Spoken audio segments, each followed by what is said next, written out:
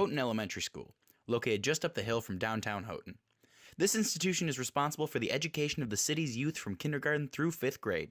English, mathematics, the whole 9 yards. Students spend all day learning core materials. Sitting still. Listening. Quiet. Yeah, that's not right. We all know kids can't sit still for hours a day, 5 days a week without moving. When I was that age, I'd go nuts. Like a rat in a coffee can, I'd lose my dang mind. Anyway, knowing full well that plan wouldn't work, our wonderful educational system has installed 2 fail-safe youthful energy release valves, gym and recess. Recess, that's mob rule, law of the jungle. Plus it's outdoors, nothing sound related we were prepared to do there. However, gym, that's a real class. Structured, contained, indoors. Here's a place we could make a difference. Houghton Elementary has a great gym teacher and a lovely principal who care enough to make a real difference in students' lives. One way is through a healthy and involved gym curriculum to get kids active and excited to learn. The biggest issue with that, however, is that the gymnasium itself echoes like nobody's business. Here's a statement from their principal. We feel very lucky. We contacted Michigan Tech and were able to get some students to look at helping us with sound reverberation in our gym. We bring in classes of 20 to 25 students in, and they're yelling and having a great time, but the echoes makes it really loud. And when we bring 600 students in for an assembly, it's really, every noise reverberates around the gym. So we're looking at some sound deadening, some way to do that and help stop that echoing and reverberation. And we got some really good help and some good ideas, and we're hopeful to have a low-cost solution to this problem. So we're appreciative to the students for coming in. Standing in the room, it became apparent that instructions would be incredibly difficult, as one child shouting or a group of people yelling would effectively mask the intelligibility of the entire conversation. The gym teacher even stated that he cannot hear the period bell from even a few feet away when the place is in action. We began formulating a plan to resolve this issue. Let's begin. The first tests we took on the gymnasium were qualitative.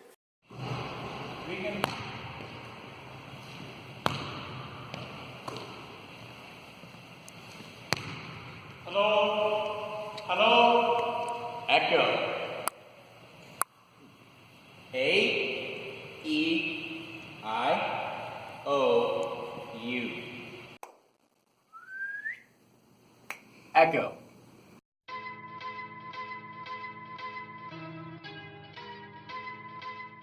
We observed that the gymnasium is acting like an excellent reverberation room, with sound bouncing off the walls multiple times before dying out. This is giving the gymnasium a high RT60 value of around 3.5 seconds, which is hampering speech intelligibility even when a single person is talking from a distance. Adding a bunch of loud kids into the room complicates the issue even further. After that, we started our quantitative tests. To do our tests, we created an approximately 90 decibel broadband tone with this speaker that would echo through the gymnasium. Meanwhile, we set up this sound level meter to record the sound created. Upon seeing a signal from this light on the sound level meter, we immediately cut off the sound from the speaker using our function generator and allowed the meter to record the decrease in sound level in the room over time. We'll demonstrate this process later with materials testing. After a number of trials in locations across the gym, we averaged results and found an average RT60 time for the gymnasium. Our calculations showed that the gymnasium has low absorption, and the diffused field assumption is valid for our frequency range of interest. We decided to treat the walls and ceiling of the room with sound absorption panels. As seen in the animation, the material absorbs a part of the incident sound energy, thus lowering the RT60 time by increasing the overall absorption coefficient of the room. The panels can either be hung from the ceiling or attached to the walls, depending on usage constraints and aesthetic requirements. Based on the total surface area and absorption coefficient of the panel material, it's possible to predict the change in RT60 value. In order to find an appropriate material for attenuating sound, we traveled deep into the Acoustics laboratory, searching for our perfect foam. And as we looked and looked, we finally found it. Tests in Houghton Elementary School, we found out that the reverberation time in the Houghton Elementary was around 3.5 seconds. And from our in-class discussions and 3 weeks of our industrial experience, we kind of knew that this was quite high. So we need to bring it down to around 1.5 to 2 seconds. And that can be done by making use of sound attenuating material. So the other task was getting that kind of sound returning material, and spongy and soft kind of stuff will be a best thing for that purpose. Anyone who has shouted into below will know that. So we went to Walmart and we got two types of material. One was polyurethane and another was polyethylene. We got glass fiber and this foam from a lab, and we conducted a test in two positions. One was horizontal, where we kept the material lying around the ground, and other was just hanging the material into the air, like this. So from this configuration we kind of get more surface area. So from this step we collected our data. We engineers might be the most lethargic species on face of Earth, but at the same time, we like to simplify the complicated stuff. And for that, our team developed this nice little interface for automating the calculation for T60 timings. So, you all will agree that calculating the T60 time, optimizing the number of panels and material required might be tough. So, if you have this interface, you will enter your T60 times from frequency range ranging from 400 to 2500, like I have already entered here, and then enter the panel parameters, which are length and width. Enter the number of panels that you want in hanging configuration. For my case, it's gonna be 100, and in wall flush condition, it's gonna be 20, and then choose the type of room for which you are designing the panels. It's gonna be gymnasium for this case. Then choose the material, it's glass fiber, and then enter the room dimensions that I've already added here. Once you submit, press the submit button, it's gonna give you the expected T60 timings. The data in green range is good data that is well within our required range. The data in red represents the data which is way off my range. So we calculated our number of panels from this tool. An acoustical engineer who is working outside can found this tool very helpful. He can simply enter the T60 timings for this frequency range and get the optimized number of panels that he needs. And these are results. After figuring out the material requirements for our problem, we next needed to find out how much it would cost to implement each solution. This would determine which plan we would recommend to the customer in the end. Be ready, because this is a lot of boring yet mandatory numbers. If we used fiberglass, we would need 100 panels, and packages of 6 would cost $67 each. Therefore, the total cost would be $1,140.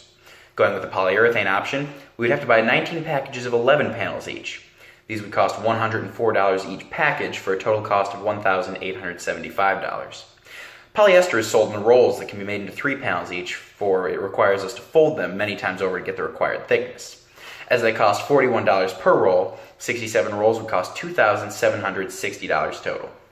Since fiberglass requires the fewest panels, this would seem like the best plan at first, and the cost analysis supports it as well, so this is what we'll be recommending.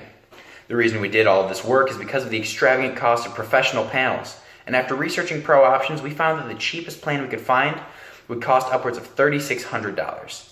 Finally, for aesthetic appeal, we would recommend that they purchase wrappings for these panels. The cheapest material for this would be burlap, and this would add about $250 to the project cost. To sum it all up, here's a quick rundown of our solution process. One of our first tasks was to measure the RT60 time of the gymnasium. Although we had been inside the gymnasium to experience the problem in person, it was necessary to get an objective measurement of the problem at hand. We used the Larson-Davis 831 with its built-in RT60 time measurement functionality to measure RT60 time across 1/3 octave bands. Once we had verified the problem by analyzing measured data, our next step was to jot down a plan of action to tackle this problem. The gymnasium walls seem to act as major reflecting surfaces. The gymnasium is huge, so our receiver tends to be in the reverberant field, which is the region we needed to target. We decided to introduce additional absorption into the gym with sound absorption panels to dampen out the sound faster, thereby lowering RT60 time to a more comfortable value. After discussing with the school authorities for the best location to mount panels, we decided to hang our panels from the ceiling instead of mounting them to the walls. This configuration also gave us the benefit of doubling the active surface area of the panels as compared to the wall-mounted method. Since the primary goal of our project is to provide a cost-effective solution, We set out to find low-cost materials that have good sound absorption characteristics, particularly in the range of around 200 to 3000 Hz, since this range is important for human communication. We calculated surface averaged absorption coefficients for the materials using the reverberant room present in Lab 602. Our final task was cost assessment of our solution to provide our client with the best results at lowest price. We also did a cost comparison with commercially available solutions to convince our client that they will be saving quite some money by implementing our solution. Hello, this is a test recording for the Houghton Elementary School Gymnasium project. Hello, this is a test recording for the Houghton Elementary School Gymnasium project. Thanks for watching.